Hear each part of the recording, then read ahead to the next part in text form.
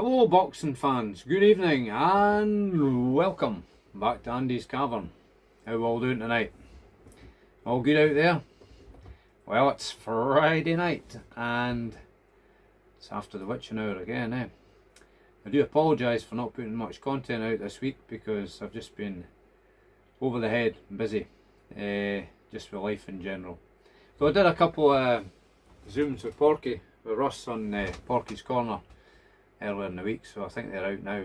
So go and have a look on Porky's Corner and don't forget to like and subscribe. And I'll like and subscribe here if you want, if you like what we're doing. If you don't bother. But every little helps. I think that's a catchphrase for a big supermarket, isn't it? Oh well.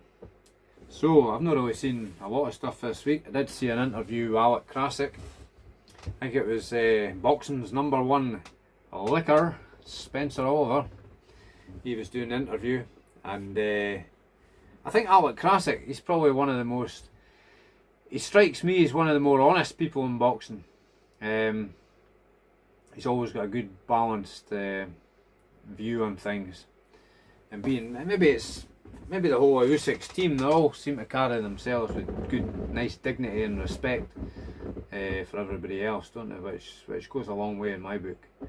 I think Spencer Oliver was asking him what's next for, like Anthony Joshua. Of course, Spencer Oliver's, and he's got a bromance with Anthony Joshua, hasn't he? So, but I think Alex said he could be a champion again, but if he believes in himself. But who knows? I don't think Joshua will be a champion again, personally. But you never know what happens. If Usyk decides to retire, it could. Lots of different things could change. But I don't think Usyk's ready to retire yet. I think he's probably wanting to cement his legacy with another couple of fights. Possibly the winner of Dubois and Parker. Though Alec Krasik, like myself, thinks Parker might win against Dubois. I think a few folk are thinking that now. It's not just a... Initially when the fight was made, I thought Dubois would probably excuse me, run over him. But the more I think about it, and Parker does look confident, and that head-to-head was quite interesting. So I think Parker could fiddle his way to, I'm not saying he might get dropped on the way there, but he could probably fiddle his way to a points win, maybe. We'll wait and see. It is definitely a good, intriguing fight. You could probably say it's a good 50-50 fight. And I think Parker's come on leaps and bounds since Andy Lee's been training him. So yeah, looking forward to that. Looking forward to that whole card, because it's a mega card of boxing, isn't it? We'll do more on that nearer the time. Talking about head-to-heads, I also seen the head-to-head with Chisora and Otto Wallin. I think Otto Wallin, he didn't look very confident in my book, or he couldn't just sit out. Chisora's a complex character, isn't he? He's quite eccentric, and he's got an element of crazy man about him. So he says he's no interested in boxing, it's going to be a fight and all this, and he's asking him if he's going to smoke a joint with him after the fight and all this. Just typical Chisora, eh? But he said it's going to be emotional. I don't think he wants to leave the sport, but it'd be better if he left on his own terms than on a stretcher, wouldn't it?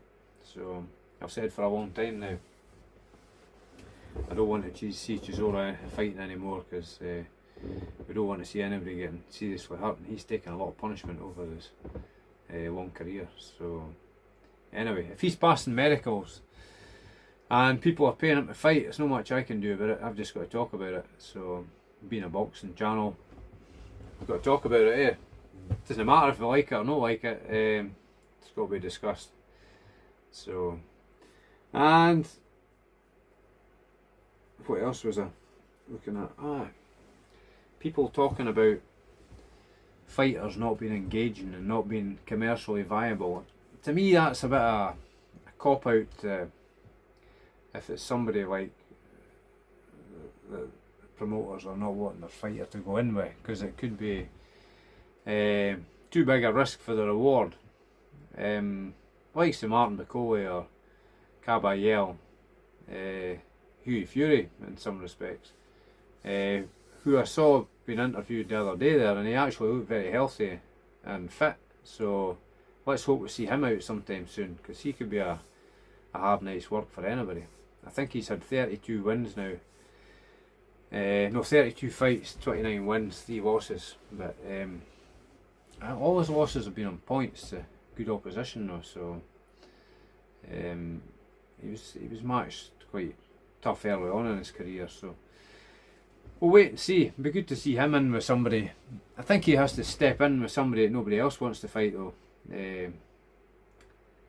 to, like, for example, if you beat Bacoli or Caballel or somebody like that, that would boost him right up the rankings. I don't know where he's ranked at the moment, but that would certainly give him a good boost, wouldn't it?